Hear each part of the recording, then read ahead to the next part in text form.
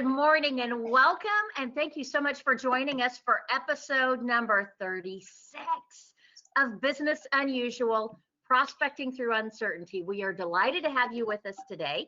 I am Brendan Filbert, Managing Partner with SalesWorks, and my business every day is helping you create your next opportunity, whether it's a new customer or whether it's securing your next engagement. So I'm delighted to have you with us today to actually get to know one of my absolute favorite copywriters in the whole wide world and one of my blogging mentors. But before I turn things over to Ann, let me have Chris do an introduction, since he's the one that keeps the wheels from falling off this bus. Thank you. I'm Chris Motley. I'm the owner, I'm the big fish of Motley Creations, where we make you look good. What we do is manage marketing services. So we help small and medium-sized businesses with big goals. So I help find the right size solutions to execute on their marketing strategies and develop the brand image that they need to be successful. Fantastic. And I met Ann. I'm gonna give just a really short little plug here for you, and then I'm gonna turn things over to Ann so she can introduce you or introduce herself and help you all understand how much value she is here to bring you today. So Ann has been a client of mine for about 2 years now, hasn't it been? Yeah, it's gonna be 2 years in February, I think. How exciting! I have greatly enjoyed watching her career. I was introduced to Ann by Mark Schaefer, who actually was our speaker here a couple weeks back. And he introduced me. He said, I know you're always looking for great writers, because the challenge that so many people have with writing is they craft their message, but their message it's not starting a conversation. And Ann is the master at capturing your voice and helping you open that dialogue so that your content is actually interactive and building relationships. And she's going to give you some of her best secrets for doing that today. So I'm very excited to have Ann present to us. Ann, you want to run with it, and then you just let me know when you want me to advance the slides, and I'll keep things moving. And I am going to chime out with my webcams so that I'm not sucking up bandwidth on my end also. Okay. All right. Yeah, take it away, girlfriend. Let me know if I freeze it up again, because that's obnoxious. Hi everybody. I'm really happy to be here, and thank you, Brendan, for the nice introduction. I have been a freelance writer now officially for almost 2 years, and before that I was in corporate marketing for many years, and I had the opportunity to take the leap a couple years ago and pursue a dream and start my own business, Right Hand Ann. And I've been writing for big companies, little companies, in between size companies ever since, and just doing all kinds of fun things, a wide variety, blogs, white papers, email campaigns, you name it. I've been writing it and loving every minute of it.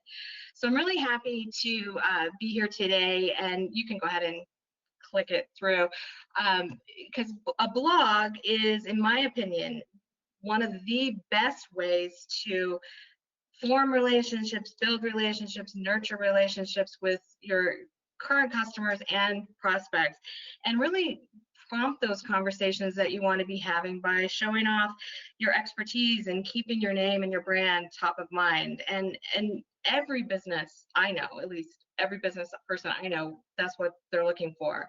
So I think blogs work across the board for small businesses, anybody that's looking to generate leads. It works really well for my business as a solopreneur. So I think hopefully there's something in here for everybody when we talk about blogs. So I wanted to formulate it today in just 3 steps that you can take to improve your personal blog ability. And the 3 steps are plan, create, and share. And those are pretty basic. And we'll get into them in a second, but let's just start off and define what we're talking about when we talk about what is a blog. And you can click it through. So blogs started out back in 1997 in the really early days of the World Wide Web. And the very first blog, it was called a web log. And it was exactly what it sounds like. It was a log of somebody was going in and just started to create notes and capture things as they happen day by day, with the most recent at the top, and then it would go through. And it first was people doing it kind of for themselves, and then it became something that other people found value in, and people started sharing blogs, and it just took off running from there. And they say that blogs hit the mainstream in about 2005, where people knew what they were. There was a lot of consumption. It became more strategic, and businesses started to blog around the mid 2000s there. And now, when you think about blogs, I think about it in kind of a broad sense. So as we're talking today, let's think about it as the traditional written blog that you post on your website, but it could also be a video blog or a vlog that you post on your YouTube channel. It could be a podcast. It could be a sort of in-depth subscription newsletter that you're publishing regularly. And that's the key. It's anything where you're publishing your perspective and putting it out into the world on a regular basis. So that let's think about it that way as we talk about blogging today. So the business case for blogging, if you're on the fence and you're thinking to blog or not to blog, I have 4 stats. There's a bazillion stats, but I'll just give you my favorite 4 that I think make a pretty good case for why a blogging strategy could work for your business. First of all, awareness. Awareness is one of the reasons why people start to blog, and it's a way to introduce yourself. It's a way to catch people's attention as they're scrolling through social media. And businesses that blog get 55% more traffic to their site, which that's what you're aiming for, is to get people to give you that glance and to click in and read your blog. But the other big thing that it does is build credibility. And 69% of decision makers say that blogs are a way that they get a sense of what a company is, who you are. So when you meet someone or someone hears about your company and they go check out your website, the blog content is where they get a sense of kind of who you are, what you do, what you're all about. And 69% of people say that that's something that they do look at. But my favorite stat on this page is this purchase driver one. And 80% of people say that blogs, they consider blogs an input into a buying decision that they're making. And it's not the stat that I like. What I like about it is 80% of people are aware that they are using blogs as a tool and something that they factor in when they're making a purchasing decision. And then for a lot of small businesses, one of the biggest business case factors is the fact that it's cost efficient, because blogging is easy to kick off. It's really can be done end to end with just the investment of your time. So officially, when you crunch some numbers, they say that it costs 62% less than traditional marketing strategies like your paid advertising or direct mail, things that have a automatic cost to them. Well, and one of the things that I'd love to chime in and point out here, and we actually talked about this in another episode. I'm trying to think of what number it was, but it was called Creating Content That Converts. Mm-hmm. And the challenge with today's buyers, we've got this journey that our prospects are going through. And during this journey, there are different triggers that have to be tripped in order for them to progress through. And I think this is an area that sales professionals and business developers and small businesses, anybody that doesn't have a devoted marketing staff, has missed the boat on this for so long. And now it's just become so much more mainstream and accessible for everybody. And this is one of those like best kept secrets for, I think, a lot of professionals, that you think about it and it's like, well, this is a really good idea, but it sounds like it takes so much work, or it's so hard to get started, or all this other stuff. So I'm very excited that you are breaking things down for everybody and helping them recognize that it's not out of reach for even that solopreneur that's out there. Yeah, I mean, and that's a perfect segue, because that's really what the 3 steps that we want to talk about today is about. Some tips and tools and just ways that can help you find the time and establish the plan, which is the first step, and then create the content. So blogging is, you're trying to educate, you're trying to inform, but you're really just trying to engage people and share information. So blogging it should be the foundation of your marketing strategy. It should be a central part of how you're presenting yourself to the world. And great content has a few things in common. It answers questions for your target customers. It answers questions that they have. It answers questions that they don't even know that they have. It's providing insights that they can't get elsewhere. And that to me is the value of the whole thing right there in that second bullet, because for most questions, not all questions, but for most questions, there's a right answer. And just because you're giving the same information as someone else in your field might share, what they can't do is apply your perspective, your experience, your sort of take on the world. And that is what differentiates your blog. It's what differentiates your brand, and it's what gets people reading, is because you're sharing your specific point of view.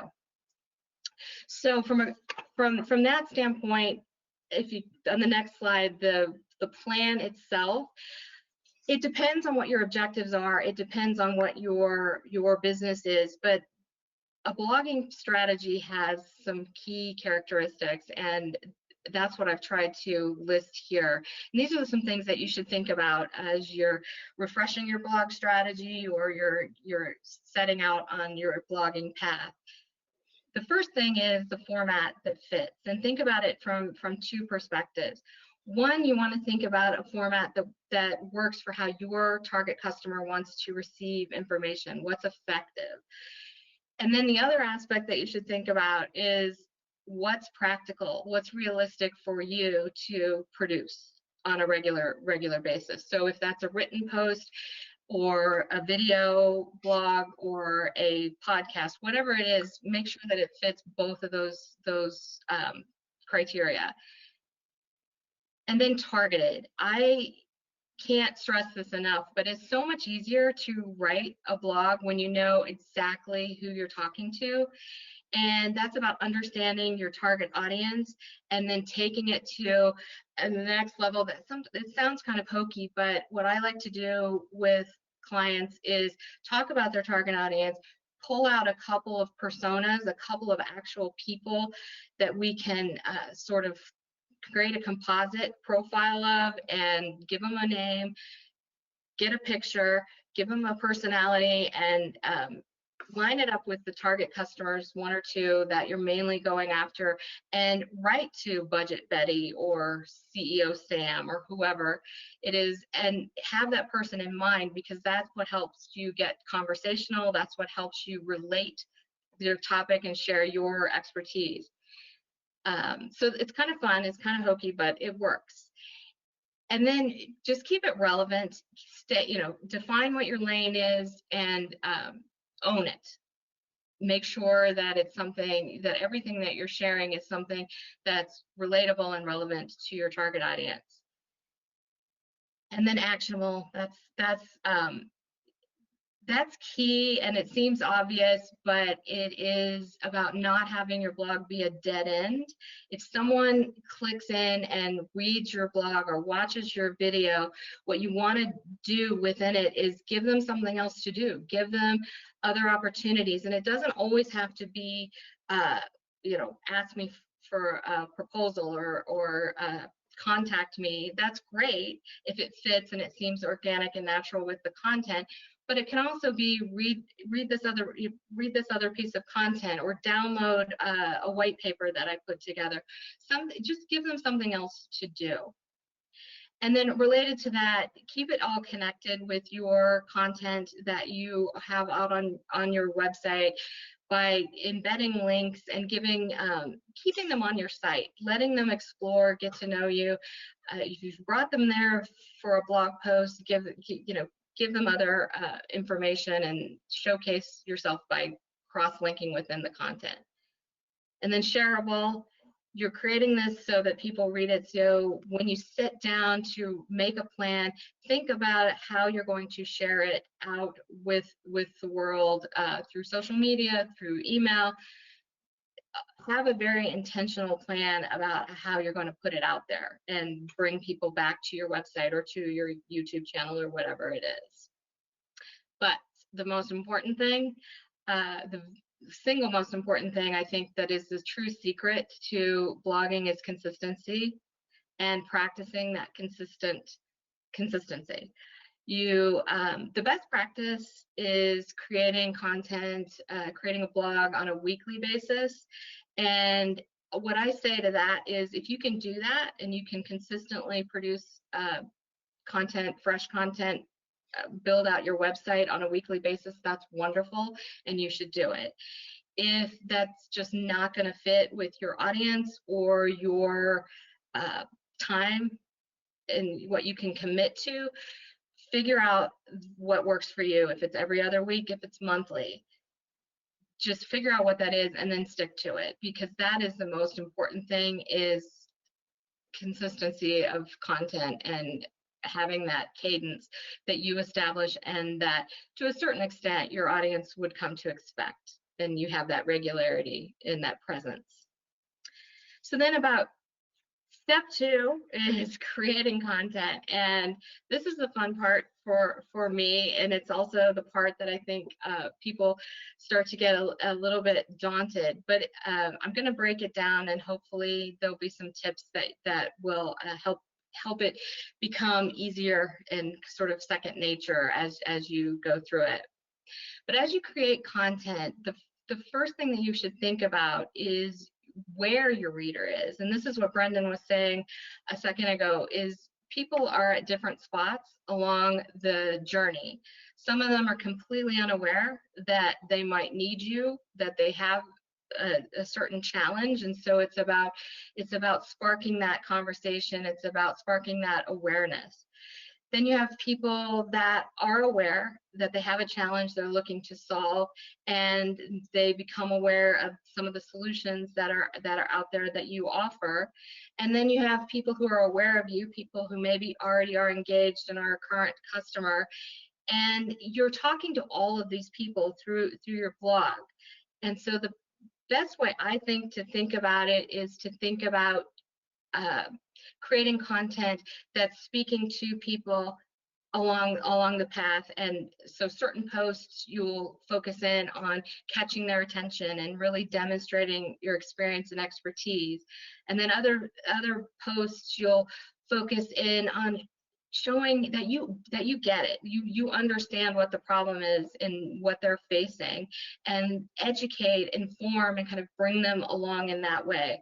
And then in other areas, you'll be talking specifically to people where you want to nurture that relationship that they've already started to engage in, and that's when you can take them further down the path and invite action and start to engage them in actually a sales process, whatever that looks like for your business. So it's about understanding that everybody isn't going to be the perfect fit for every blog, but that in totality you'll have content that's speaking to people all along the way.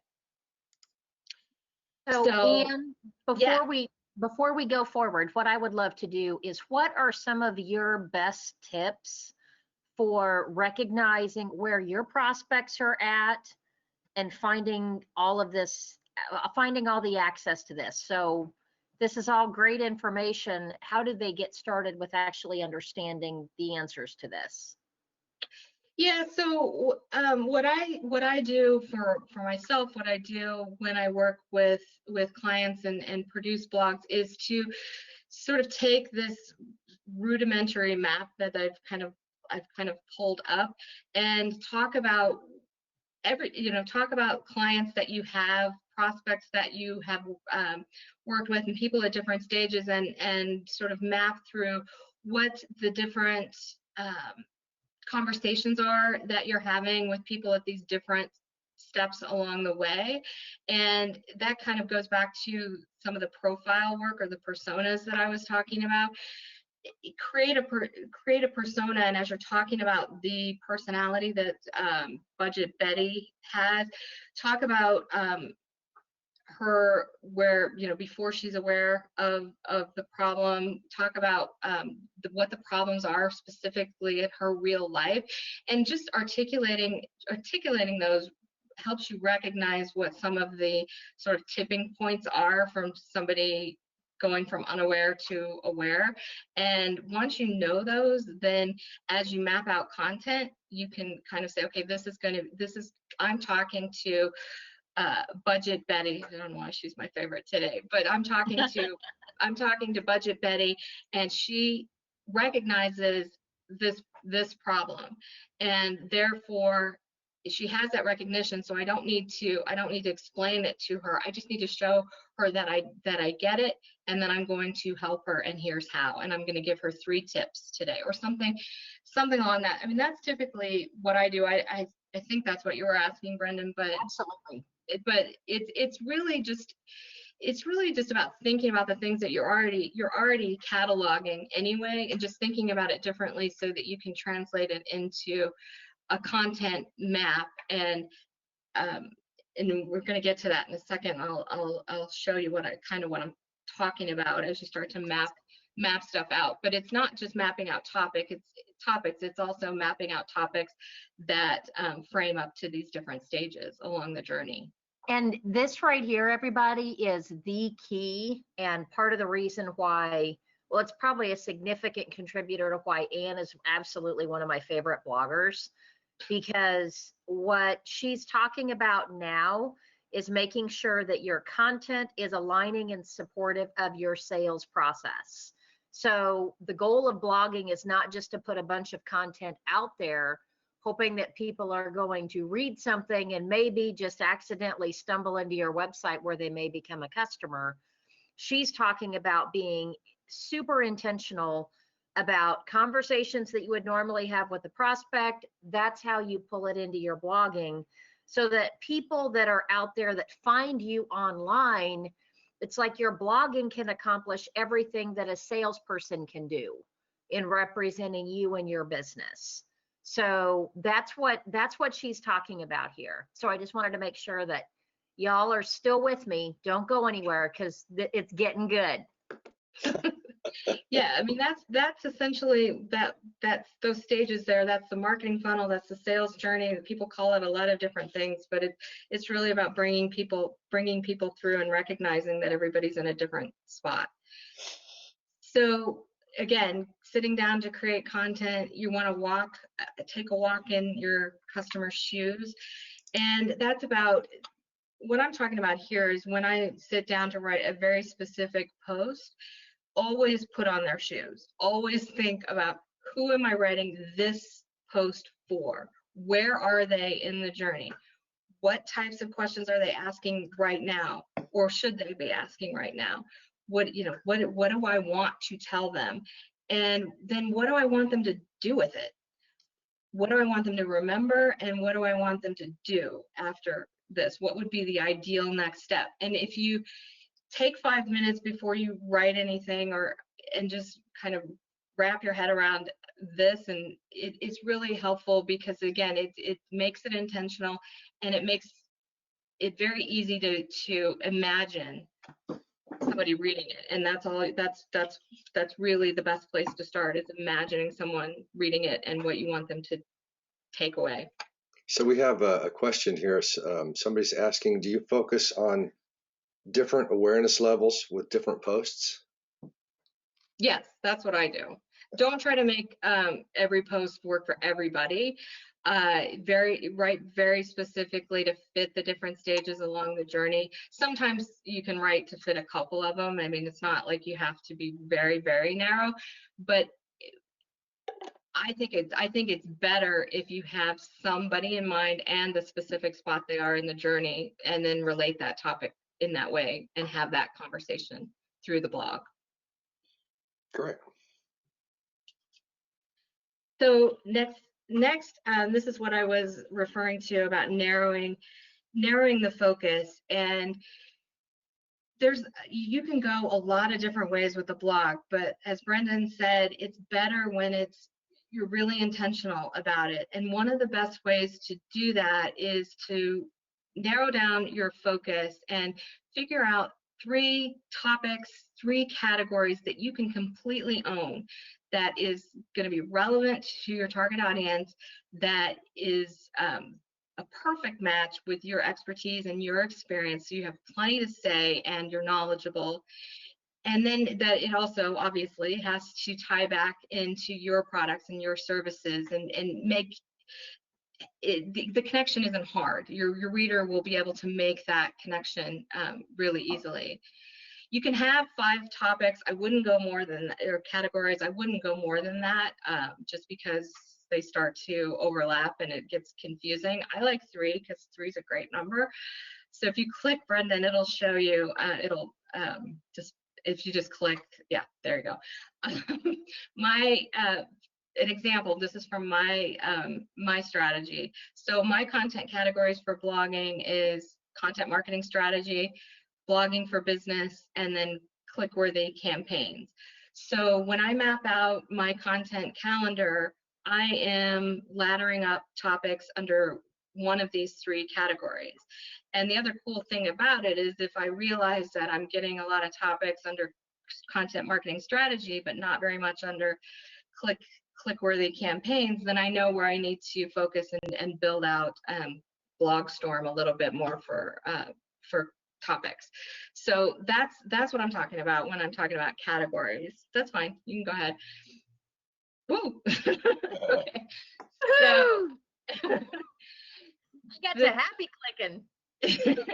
So where do topics come from? This is the number one question that people have when I talk to them about blogging, and the answer is, once you start thinking, put on your blogging hat and start curating content, the topics are everywhere, and you'll be surprised, I think, at how many ideas that you can come up with, and the fact that you can keep coming up with them over time. The best one, the easiest one, is answering questions. And as I said a couple seconds ago, it's about answering questions that your customers ask you. Commonly asked questions. It's about answering questions that you wish they would ask you. It's about asking them directly what they want to hear about from you. It's about asking your frontline team who is interacting with customers what customers are asking.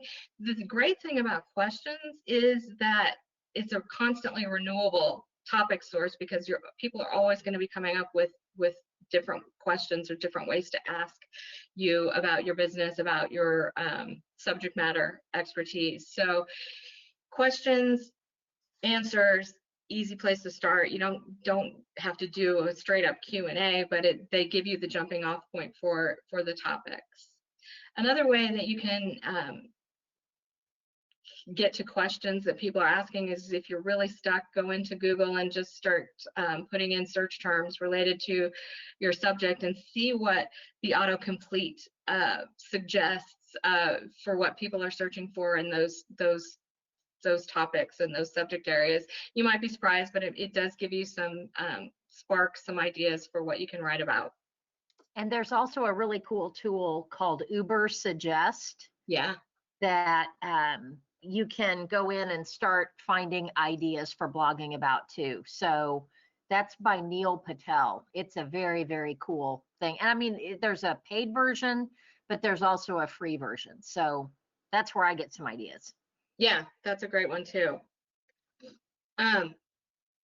Really, you're just going to become a collector of ideas, and they'll come to you at random times, and you just have to be prepared to text them to yourself, use the Notes app in your phone. I use Trello, which is I use the free version of that, where I created basically pin boards for each of my content categories. And when I have an idea, I go post it there. And then every month when I go to map out my next month's content calendar, it's like magic. All those topics are there waiting for me. So just become a collector and be curious.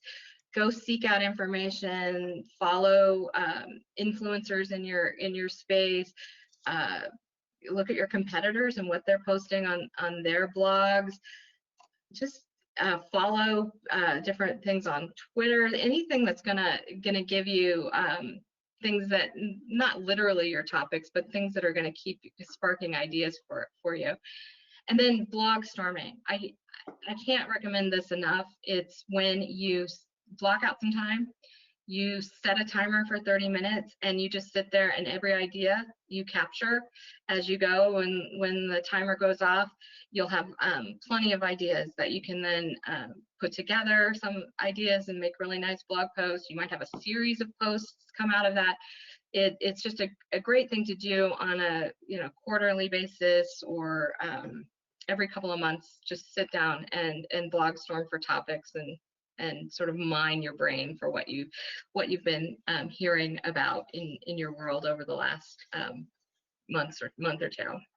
So we have another question here is, can you talk about the difference between blogging with a B and vlogging with a V? And do you think one or the other is more effective? Well, I will start by saying that I am a writer, so I'm naturally biased to the written word. So that's really where I focus. I think that blogging, the video blog, is highly effective. I think it's really coming into its own now, and podcasts as well. It's really more important to think about it for your audience and for yourself and your personality and your business. And if you're the type of person who can present and really effectively chat with people via a vlog, then I say go for it, because I think it can be really powerful if that is how your audience receives information and you can do it really well. Then there's nothing better, because what it does is it really personalizes it and emphasizes you in the equation. Whereas writing is there's a little bit more distance, but like I said, the written word to me is very powerful as well. So I'm a little biased, but vlogging, I think, is really effective, and it works so well for people. I'm blanking now on somebody that I think does it really well. It'll come to me. And I know that also, if you start doing video, I know the platforms like the native video in particular, they like video more than they do links to static posts. And then their absolute favorite of all time is the native video, like Facebook Live is really good about that. I think there's a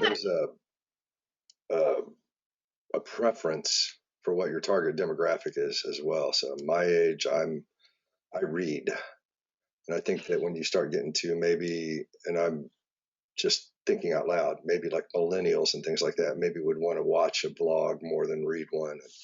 It's really back to what Ann said about your target demographic and coming up with that persona, and would they want to see a blog, or would they want to read a blog? So yeah, absolutely. Okay, so now we've got our topics, and it's time to create a blog. And this is structured around a written blog, but some of the tips and the elements I think are applicable across different formats. But whatever you do, don't shirk on the headline or the title. This is the thing that is going to be that millisecond of attention that somebody looks at your headline or your subject line and decides whether or not they're going to engage. So it's really important. It shouldn't be an afterthought. I know people that come up with the title first and then write the blog to fit. I know people that write the blogs and then spend time on the headline. Whatever works. A couple tips on headlines. I would say don't get too cute with it. You want it to express what you're going to deliver. So be straightforward, because people want to know what they're going to get out of it, and if it sounds interesting, they'll keep reading. Use numbers, use keywords, use things that spark curiosity, like 5 ways how to do this, or why you want to know XYZ. Really think about that. I mean, the listicle is very popular. The five ways to write a blog, or 5 ways to write a headline. Those things, you see those all the time, not because people are not creative, but because they really work. That gives people a sense of what they're going to get, but it also makes it seem doable. Oh, I can read 5 things, or I can invest in 3 ways to do whatever. So really spend some time on the headline. The conversational storytelling, we've touched on this when we've talked about the personas and just keeping it conversational. It really should be like you're having a conversation. If somebody asked you this question, how would you explain it to them? And telling a story, personal anecdotes, making it real for people goes a long way. And I don't know how they come up with these numbers, but I have a stat that says if you share a story, a personal story in your blog, then people are 3 times more likely to keep reading. So it really is about personalizing it and making it conversational. And then scannability and readability, and this is where you get to throw out some of the stuff that you may have learned back in English class. This is, paragraphs need to be short. They can be a sentence or 2. It's okay.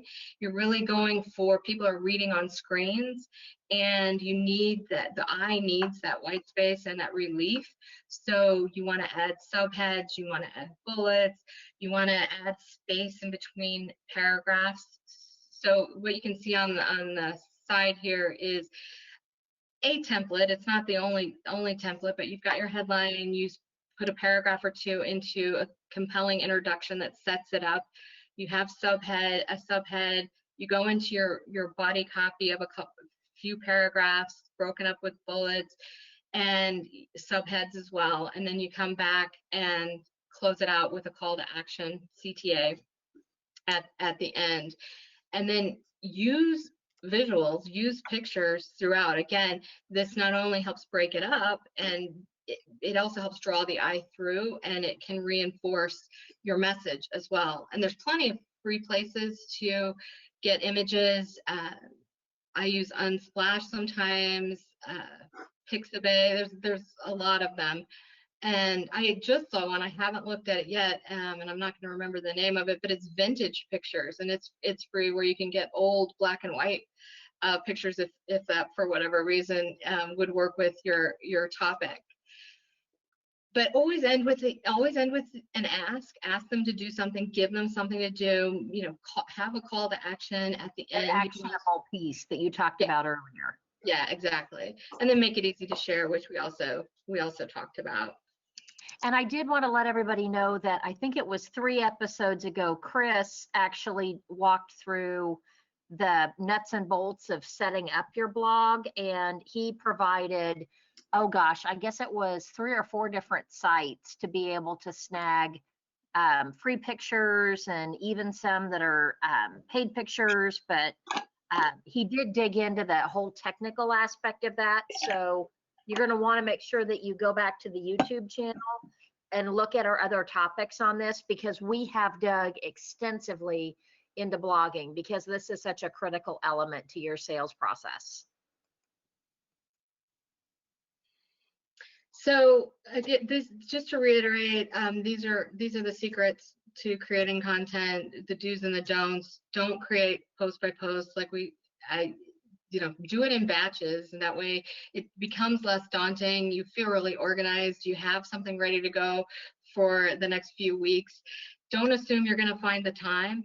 Block it out, build in the time, make it a priority, and don't develop topics on the fly. Be intentional, map it out, think about where people are in the journey and what they need to sort of take that next step. I like working a couple months in advance in an ideal situation. Doesn't always happen, but it's something to shoot for. And then step three. The pandemic hasn't exactly cooperated with that this year. No, yeah, 2020 has just been an adventure, to say the least. Well, and let's not miss that it's Friday the 13th, No. in the middle of a pandemic. So not that I'm wishing any bad luck on anybody, but probably all should just stay home today. I'm just saying. Yes. So then step three, just go into it when you're creating your blog and think about the rule of three. Plan on how you're going to share each post at least 3 times, whether that's on your website or your YouTube channel, via email, via social media, whatever platform is most appropriate for your audience. You can share them one-to-one, where if you meet someone and you have a blog topic that really fits with the conversation, it makes a great follow-up email. Give them the link to a particular blog. It can also be something that you build into your automated emails, where you have a blog that sort of fits within that automated stream, and you can focus and share a link one-to-one that way through automated email. And then think about recycling. When you create blogs, you end up with a nice little set. You can turn them into a white paper or a little mini ebook and share that with your audience as well. So there's lots of ways to share, but just go into it thinking I need to share each post at least 3 different ways.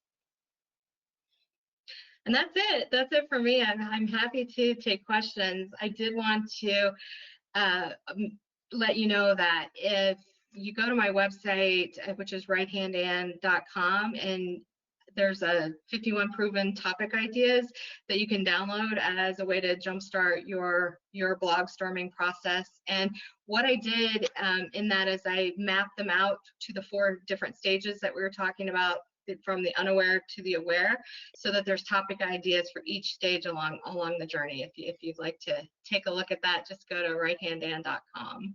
See, I told you that you wanted to stick around for the whole thing, because we have some pretty special stuff for you if you wait till the end. So I do encourage you to go check out Anne's site, and then make sure you do register for that download. And then, Anne, do you offer regular coaching and support for bloggers? How can someone work with you? Yeah, so I work with all kinds of, if you need a post or two, if you're just kind of in a bind and in a jam, I can do that. I can work with you on creating a blogging strategy and sort of setting out the map that you can then follow, and you can take over and handle the execution. And then I do it soup to nuts for people, where I work with them on the strategy and execute and do the actual blogging for them. So I can do it all. I love blogging. She does amazing work, and I was very excited to hear that she had room to take on a couple more clients, but I think I may have filled your spots. Yeah, we'll see. I'm looking at 2021 and sort of mapping out my time now. Absolutely. But it's also interesting. Everybody's got such great subjects, and I like the variety. Yep. So what questions do we have? Because I do, this is kind of the best part. So we're waiting for some more, and here it comes. Hold on one second. Do you trademark your work? When I ghostwrite and ghost blog or whatever for people, I have an agreement that we sign that where I hand over the copyright, and you own it. So if I'm writing for you, you would own it. For me personally, I put a copyright on it when I publish it on my site. Right. And you would want to do that. That just is going to protect that's putting your stake in the ground that says that this is my intellectual property. So what would you recommend to people if they're working with a copywriter? How would you say that they vet that person, and what should they look for? Because that's one thing that I've done on several occasions is done creative for people, and the question of copyright always comes up. So, is there anything else that you can suggest that people maybe want to check in to when they're working with a copywriter? Yeah, I think sort of the upfront work that you want to do, or the conversations that you want to have, is really you're looking to see if you can mesh with that person in the style, because from the opposite side, from the copywriter side, I'm looking to see how the conversation goes, what I think I can do to help that, and it becomes about process to a certain degree, as well as just the ability to pull the information out, or from the other side to share the information, so that the copywriter is going to be able to get enough from you to put it in your voice to make it sound like you, and get enough information from your personal experience so that it truly is your blog, because that's essential. So in a way, it's about finding someone who you want to talk to. You want to spend that hour or whatever every month just talking about what you do, talking about the topics, and how you would talk to people about it. And then I say try people out. I don't lock in to something, but have a copywriter write a couple of blogs for you before you lock into like a whole big thing. And if it's working, great. If it's not, you might want to find somebody else.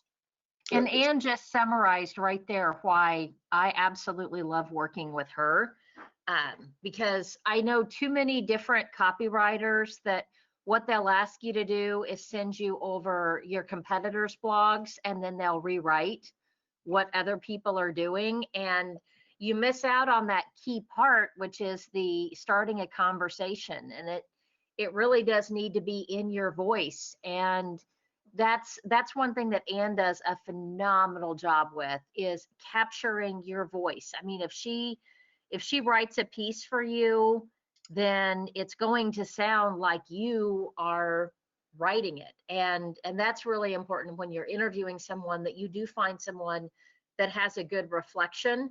And the other thing that I always like to look for with finding writers is I want somebody that has that understanding of being the bridge between a highly technical subject and the layperson's understanding of it.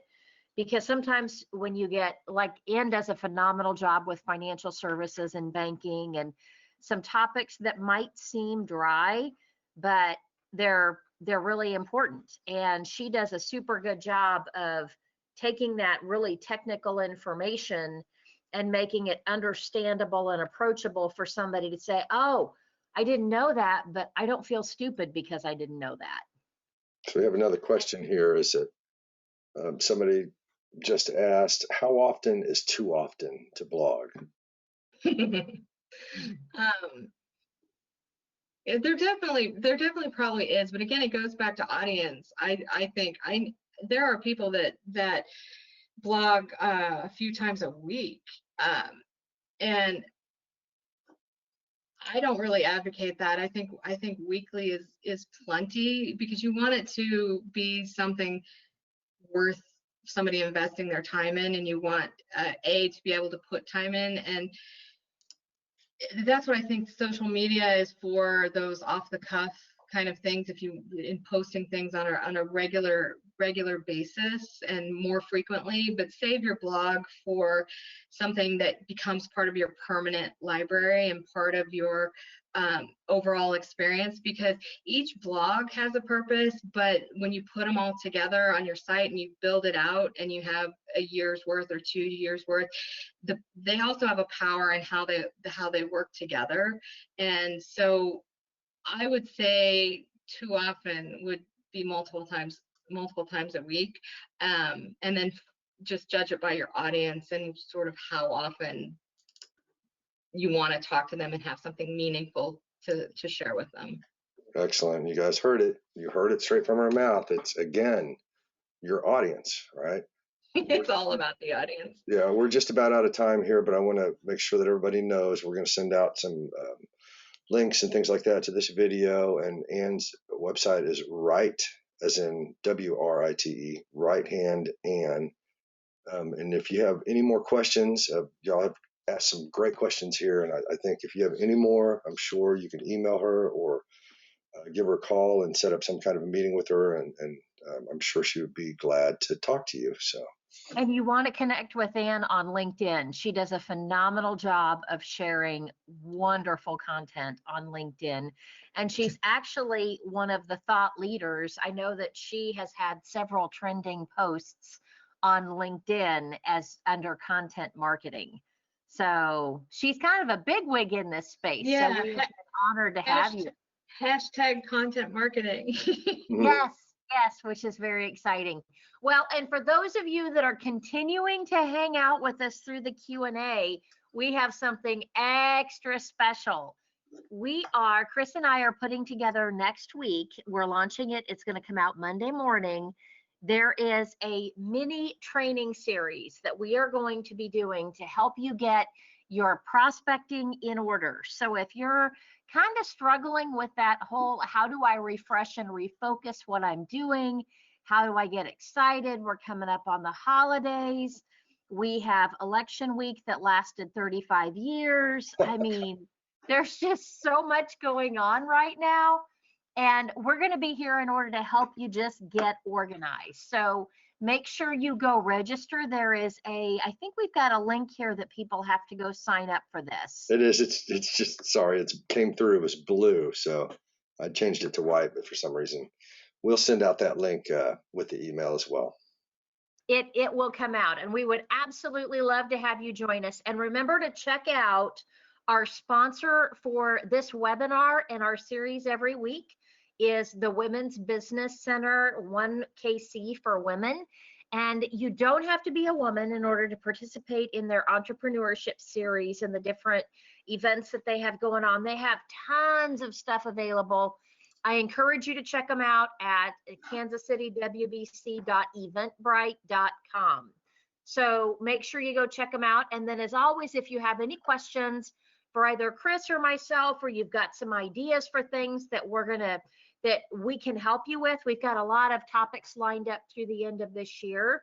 We are starting to think, of course, of 2021 because we're trying to follow Ann's advice of thinking 3 to 6 months ahead.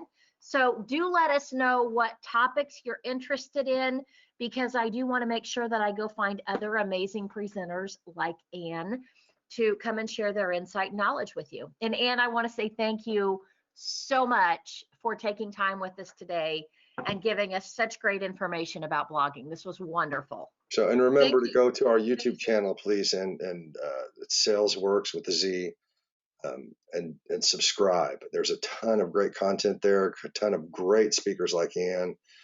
It's just I think it's invaluable information. Fantastic. All right. Thank you all. Have a wonderful weekend and make sure you survive Friday the 13th. Have a great weekend and good selling. Thanks, everybody. Bye-bye now.